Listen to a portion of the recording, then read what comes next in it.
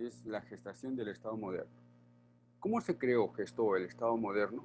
Sabemos por la historia que desde Grecia ya existían las ciudades-estados,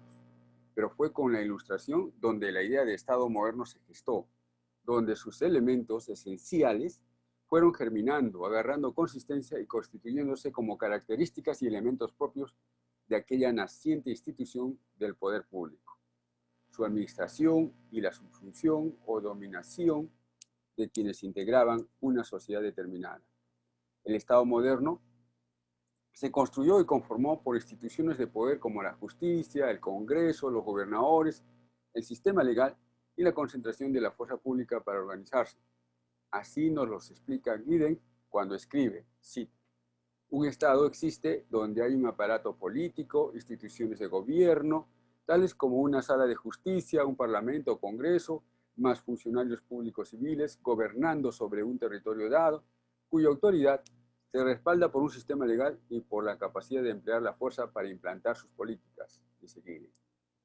Por aparato político podemos entender la existencia de un grupo de personas e instituciones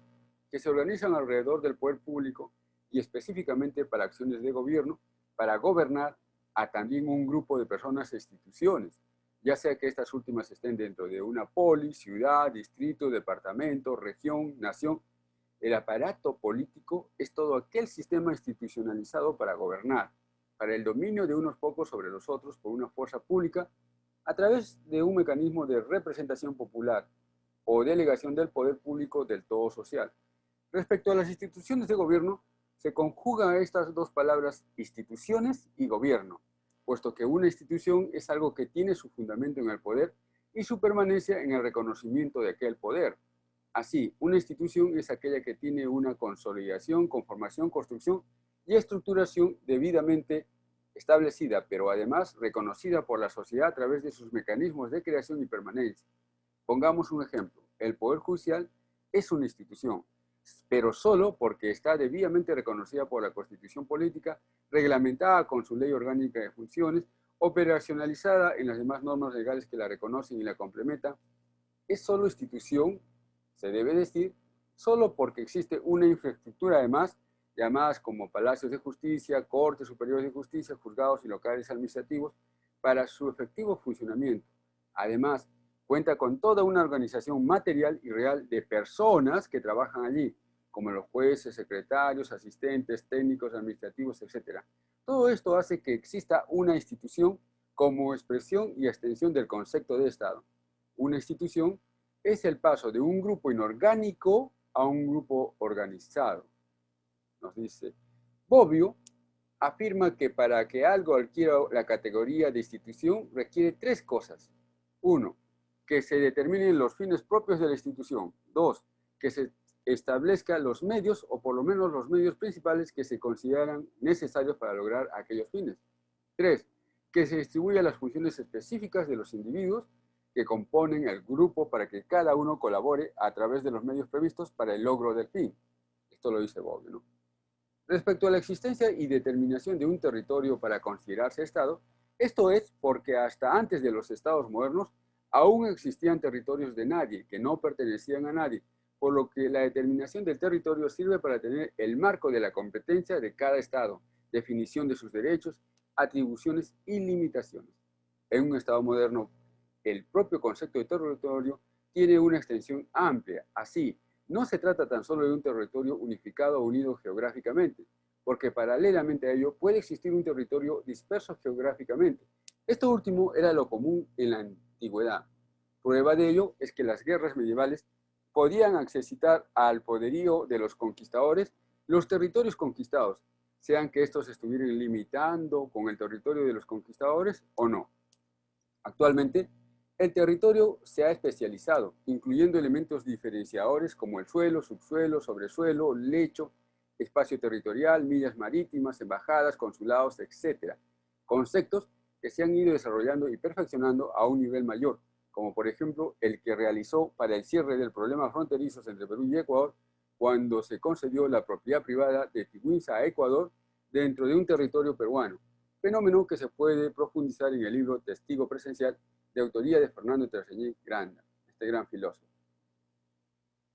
En nuestra normatividad, el territorio es una institución jurídica regulada también expresamente en la Constitución Política del Perú de 1993, en su artículo 54, que la letra dice, artículo 54, el territorio del Estado es inalienable e inviolable, comprende el suelo, el subsuelo, el dominio marítimo y el espacio aéreo que lo cubre.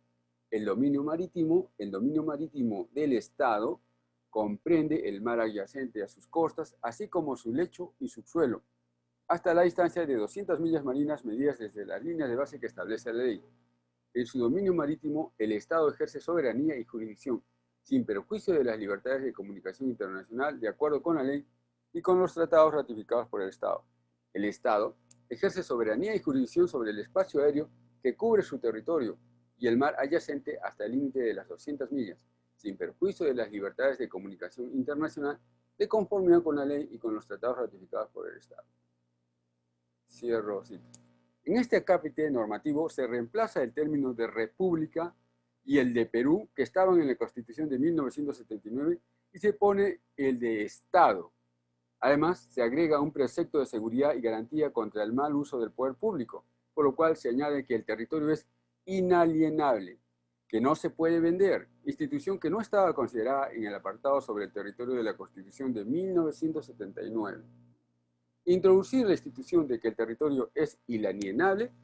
que parece ahora sobreentendido, tiene su trascendencia en la historia, porque la compra de territorios de los estados ha sido posible en la antigüedad. Así recordamos cómo el emperador Napoleón Bonaparte le ofreció y vendió a Estados Unidos el territorio de Luisiana de 2.144.476 kilómetros cuadrados,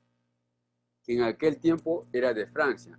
Esto habría sucedido en el año de 1803 y la venta se dio por la cantidad de 15 millones de dólares de la época y representa, según Internet, el 23% de la superficie de los Estados Unidos.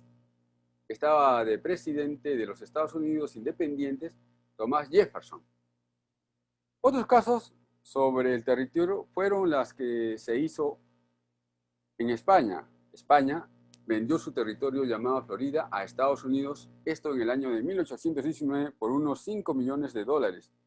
Venta de la Mesilla de México es otro caso, a los Estados Unidos por unos 10 millones de dólares en el año de 1854. Venta de Alaska de Rusia a los Estados Unidos por más de 7 millones de dólares en el año de 1867. Venta de San Bartolomé de Suecia a Francia por unos 320.000 francos en el año de 1878. Lo propio sucedió con las Islas Marianas, Carolinas y Palaos de España, que le vendieron dichos territorios a Alemania en el año de 1899 por 25 millones de pesetas. Venta de las Indias Occidentales danesas, Dinamarca, a los Estados Unidos en el año de 1917 por la suma de 25 millones de dólares. Venta también del territorio de Khankovsky, Finlandia, a la Unión Soviética en el año de 1947 por unos 700 millones de marcos fineses. Venta de Gwadar de Omán a Pakistán en el año 1958 por unos 5 millones de rupias. Esto en el internet, claro está. Es decir, este ítem, esta institución que ahora está en la Constitución de 1993 y que no estaba en el de 1979, es el de que el territorio es inalienable, o sea, que no se puede vender. Regresando a los caracteres que componen el Estado, es propio de uno moderno, o sea, de un Estado moderno, la necesidad que su autoridad esté respaldada por un sistema legal que en nuestro medio se produce por un sistema de representación delegada, poder legislativo, y que permite el uso de los sistemas de coerción y coacción para el cumplimiento de los mandatos del Estado, sus políticas de gobierno, su sistema de distribución y organización social. En ese contexto, cabe señalar que el nacimiento del Estado moderno proviene luego de un proceso de culturización y definición de sus propios caracteres, de aquel paso y superación del sistema de organización medieval imperante que tenía multidiversidad de normatividad de origen y función como la iglesia, el imperio, los feudos, las corporaciones, los municipios, la familia, etc. Para lograr el Estado moderno se tuvo que producir primero la monopolización de la producción jurídica, la formación del poder coactivo público, centralización del poder, supresión de otros estamentos normativos para agruparlos en el Estado, etc. El politólogo jurista italiano Norberto Bobbio explica sintéticamente el origen del Estado moderno y escribe: los grandes estados, estos modernos, surgieron de la disolución de la sociedad medieval. Esta sociedad fue una sociedad pluralista, es decir, formada por varios ordenamientos jurídicos que se oponían o que se integraban por encima de los que hoy son los estados nacionales. Había, por ejemplo, ordenamientos jurídicos universales como la Iglesia y el Imperio, y había ordenamientos particulares por debajo de la sociedad nacional como los feudos, las corporaciones y los municipios. También la familia, considerada en la tradición del pensamiento cristiano como una sociedad natural, era en sí misma un ordenamiento jurídico. El Estado moderno se fue formando a través de la eliminación y la absorción de los ordenamientos jurídicos superiores e inferiores por la sociedad nacional, por medio de un proceso que se podría llamar de monopolización de la producción jurídica. Si por poder entendemos la capacidad que tienen ciertos grupos sociales para promulgar normas de conducta válida para todos los miembros de la comunidad y de hacerlas respetar aún con el recurso de la fuerza, el llamado poder coactivo, la formación del Estado moderno corre paralela a la formación de un poder coactivo cada vez más centralizado y, por lo tanto, a la supresión gradual de los centros de poder inferiores y superiores al Estado, lo que tuvo como consecuencia la eliminación de todo centro de producción jurídica que no fuera del mismo Estado. La tendencia de identificar el derecho con el derecho estatal, que hoy todavía existe, es una consecuencia histórica del proceso de concentración del poder normativo y coactivo que caracterizó el surgimiento del Estado Nacional moderno, dice Norberto Bobbio en su libro Teoría General del Derecho. Según se reseña en la historia, en la época medieval no existían los estados en el sentido moderno. Había una diversidad de estados pequeños, dispersos, y el poder no lo constituían propiamente la autoridad del Estado. Pero es gracias al Renacimiento, aquel fenómeno revolucionario político y cultural, que el Estado sufre una mutación, se transforma el concepto de Estado, cambia ese orden perfectamente estratificado de la sociedad feudal que se basaba en una cosmovisión teológica por la cual el orden natural se apegaba a la voluntad divina de Dios y se va dando lugar a un nuevo sistema de gobierno y de poder más sólido y fundado en la razón, en la apertura del poder para todos, en el tránsito consustancial del poder como fenómeno político de consenso y de acuerdos sociales. Villoro, explicando este fenómeno, decía, Villoro es un jurista, decía, durante la Edad Media no existían estados en el sentido moderno. En el Renacimiento y en estrecha relación con los progresos del poder de los reyes en algunos estados, en el Renacimiento se va elaborando la doctrina del absolutismo, según la cual se destaca la independencia soberana de cada estado respecto a los otros, explica Villoro. La teología ya no era ese centro organizador que producía una línea relacionante entre todos los estados. Había más bien una independencia de estos respectos a sus propósitos inmediatos, más realistas. Así, la concepción política afirmaría la idea del nuevo Estado, que es ahora un conjunto de fuerzas políticas que hay que organizar no solo con criterios metafísicos, sino sobre todo de acuerdo con fórmulas prácticas de compromisos utilitarios, dice Villoro en su libro Lecciones de Filosofía del Derecho. Con la modernidad nace el Estado central, que viene a sustituir al antiguo tipo de administración social, administración disgregada en múltiples autoridades sin una clara y segura relación entre sí, y encajados dentro de un sistema nacional de gobierno donde cada autoridad es parte del mismo. Para el hombre de la modernidad o la persona de la modernidad, la gran aspiración e intento es llegar a construir un sistema universal, por la cual organizar políticamente a toda la humanidad. El principio esbozado por el pensamiento moderno, en consecuencia, sería el de la igualdad, racionalmente posible, con lo que se suprimirían las particularidades premodernas que existían configuradas en privilegios y jerarquías. Las mismas, gracias al principio de la igualdad, deberían impostergablemente desaparecer, estos privilegios y jerarquías. Asimismo, en el orden jurídico, la imposición de las tendencias universalizantes suprimirían cualquier pluralismo de regímenes normativos que pudieran existir en las diversas localidades para formar o intentar formar sistemas jurídicos nacionales por medio de un contrato social,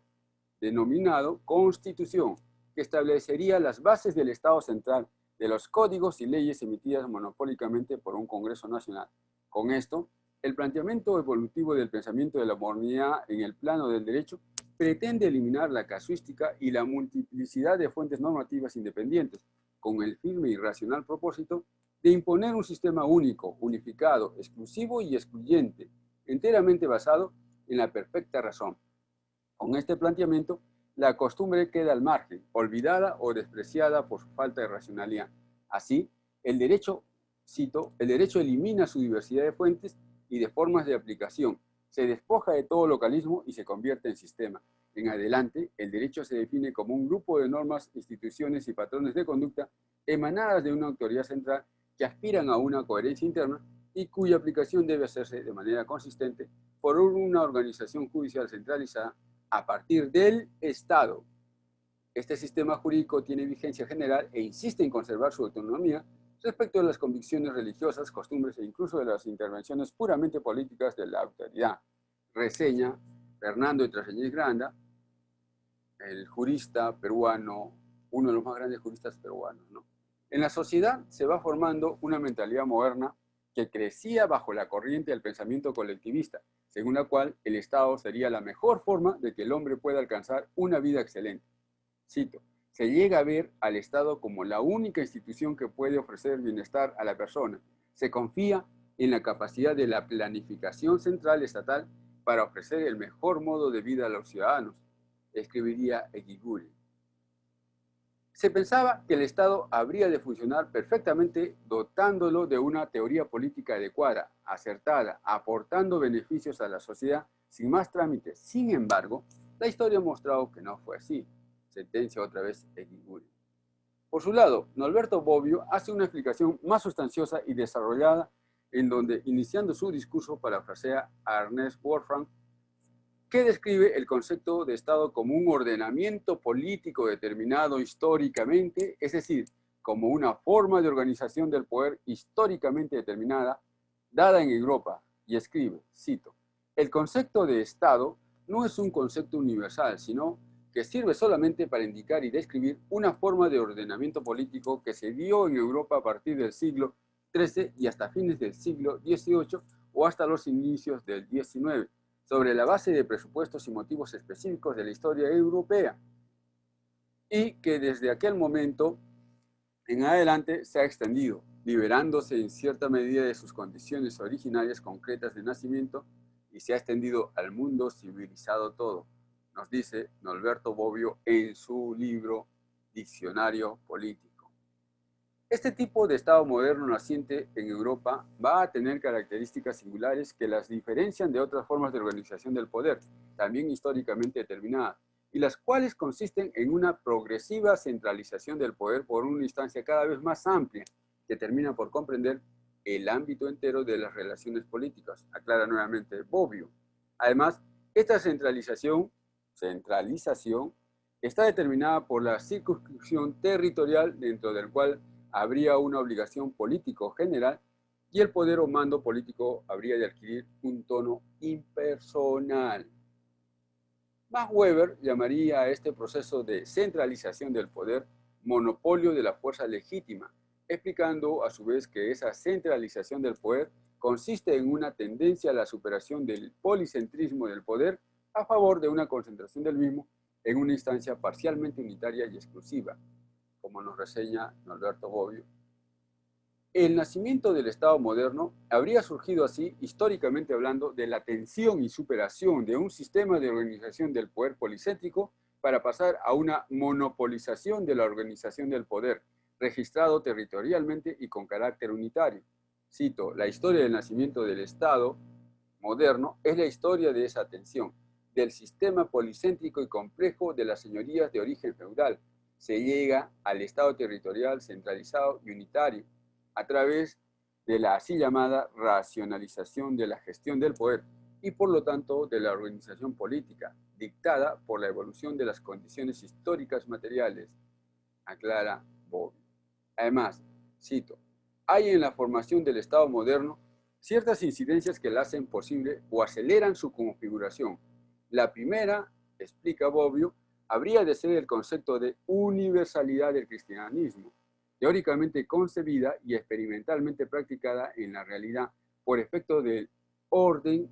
o de una orden papal a través de la lucha por la investidura que produce la ruptura irremediable de la antigua unidad política religiosa imperante en la vida política anteriormente en Occidente. Esta proclamación de universalismo cristiano habría de costarle a la Iglesia el deterioro de su poder, puesto que al intentar consolidar fuertemente el predominio, la hegemonía, la preponderancia de lo espiritual sobre lo político, al independizar a la política de la Iglesia para darle exclusividad al poder espiritual, el Papa estaba reconociendo la autonomía potencial de la política. Este terreno fue aprovechado precisamente por el planteamiento político del poder, lo que significa que habiendo la política sido despojada de su subordinación al orden religioso, pudo estructurarse, moverse, reforzarse en el terreno de los intereses terrenales, temporales y ya no divinos que surgieron de las nuevas relaciones económicas y sociales. Estas nuevas relaciones económicas y sociales habrían de aplastar a los ámbitos cerrados y circunscritos de los señoríos de origen feudal, que estaban basados en una economía natural, exclusivamente agrícola, y de cambio con una organización social estática y con concentración de las relaciones personales del señor con los individuos.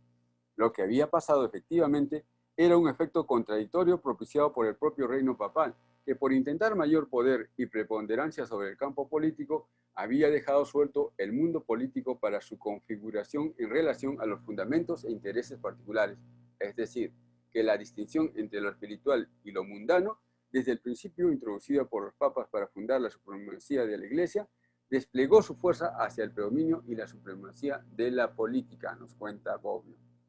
La formación del Estado moderno estaba en efectivización, la concentración del poder político, la autonomía de la política, la propensión a enmarcar a la sociedad dentro de un concepto unitario, la universalidad del cristianismo, el deterioro de organicidad y paralización del crecimiento de otros órdenes sociales y jurídicos, como los feudos, el monopolio de la fuerza legítima, la cosmovisión de la necesidad de un Estado centralizador que resuelve los problemas sociales a cargo de la contraprestación de la delegación del poder del individuo al grupo organizativo político, etc. Son todos recursos que se van a ir construyendo y afianzando en la nueva estructura social en el inconsciente colectivo, siendo además que, según Bobbio, se gesta un nuevo planteamiento de la organización social política de la sociedad. En primer lugar, el orden y el bienestar. Esta es una visión técnica del poder. Por este entendido, hay necesidad de un orden externo para garantizar la seguridad y tranquilidad de los súbditos para lograr la integración y reunificación del poder mismo en la persona del príncipe, usando el aparato administrativo en forma eficiente y funcional, dice Bobbio. Orden y bienestar común, orden externo, garantía de la seguridad, integración del poder en el gobernante, uso del aparato administrativo, son los nuevos instrumentos que van creciendo para la construcción de un Estado moderno, apareciendo imparablemente todos los elementos de la nueva constitución social, como la unidad de mandato, territorialidad, apertura y promoción de las nuevas estrategias de seguridad para todas las organizaciones anteriores que no lograban concretizar sus necesidades sociales y en la que el nuevo Estado moderno se presta para lograr coordinar y relacionar todas estas necesidades con los fines públicos de la organización social emergente, actuando como redes y enlaces. Bobbio, a su vez, explica este fenómeno de transición y escribe, cito, han de establecerse las premisas necesarias que darán acogida a la nueva forma de organización del poder, la unidad de mandato, la territorialidad del mismo, su ejercicio a través de un cuerpo calificado de ayudantes técnicos, son otras exigencias de seguridad para aquellos estratos de población que, por una parte, no alcanzan más a desarrollar sus relaciones sociales y económicas en el interior de las antiguas estructuras organizativas y, por otra, especifican con claridad en la persistencia del conflicto social, el mayor obstáculo a la propia afirmación. Desde su prehistoria, el Estado se presenta claramente como la red de enlace del conjunto de tales relaciones, unificadas en el momento político de la gestión del poder, única y unitaria estructura organizativa formal de la vida asociada, de verdadero y exacto aparato para la gestión del poder, operante según procedimientos cada vez mejor definidos, pero sobre todo en función de un objetivo concreto, la paz interna del país, la eliminación del conflicto social, la normalización de las relaciones de fuerza a través del ejercicio monopolista del poder por parte del monarca, capaz de establecer en los casos controvertidos de qué parte está el derecho, es decir, como ya se ha dicho, de decidir en torno al caso de emergencia, nos dice Bobbio. Difícil explicarlo más claramente que Bobbio. Solo nos resta decir que la sociedad en formación necesitaba de una nueva estructura de organización del poder, que la política como organización del poder se estaría gestando precisamente en los intereses particulares, concentrando el poder, unificando a la sociedad, dándole márgenes territoriales y estructurando a través de organismos técnicos de organización. Esto coincidía con las nuevas transformaciones sociales que requerían de un nuevo tipo de organización que diera cabida a sus intereses opacados o negados por el sistema feudal. Bobbio abunda en explicaciones del fenómeno transformativo social y dice que, según Combodin y Howe, medio siglo más tarde, la base mundana del poder unitario y centralista, totalitario y absoluto está cumplida. El Estado, cito, como útil a la prevención y a la neutralización de los casos de conflictos y al logro de los fines terrenos que las fuerzas predominantes de la estructura social reconocen como propias e imponen como generales al país entero. Cierro cita. Se enarbola además que el orden estatal ha de ser un proyecto nacional por medio del cual se estaría pasando del estado de naturaleza al estado civil, a través del contrato social, en donde los hombres tomarían conciencia de su capacidad para controlar, organizar, utilizar los medios para la sobrevivencia. Pero Bobbio, haciendo arqueología de la historia, insiste en un nuevo factor, aquel de que si la nueva estructura social fomenta, promueve u obliga al cambio o que cambia, así señala, cito, la unicidad del mando, su carácter de última decisión, su posibilidad de aplicación a través de un solo aparato profesional de órganos ejecutivos y coactivos, todo esto no se cambia, como no cambia el objeto de fondo al que esto estaba dirigido, la instauración y el mantenimiento del orden. Lo que cambia es que el individuo se eleva a protagonista directo de la vida, no solo civil, sino política. Son ahora los valores del individuo los que conforman el orden estatal. Este último se presenta más bien a través de la mediación. Y por otro lado, ahora el príncipe queda representado como déspota, o presentado, ¿no?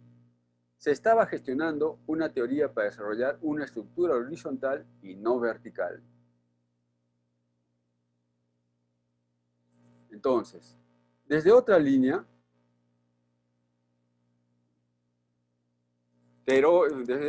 teórica, el jurista peruano Marcial Rubio Correa describe cómo está conformado el Estado. Así indica que la teoría política está de acuerdo en señalar que es parte del Estado todo el conjunto de organismos, ministerios, empresas públicas, etcétera, que administran el país, los organismos de dirección política, tales como la Presidencia de la República, el Gabinete Ministerial, el Parlamento, cuando existe, y también son parte del Estado los organismos encargados de administrar justicia, tales como los jueces y cortes llamados Poder Judicial, nos dice Rubio en el libro que él escribe, Marcial Rubio Correa, en el libro que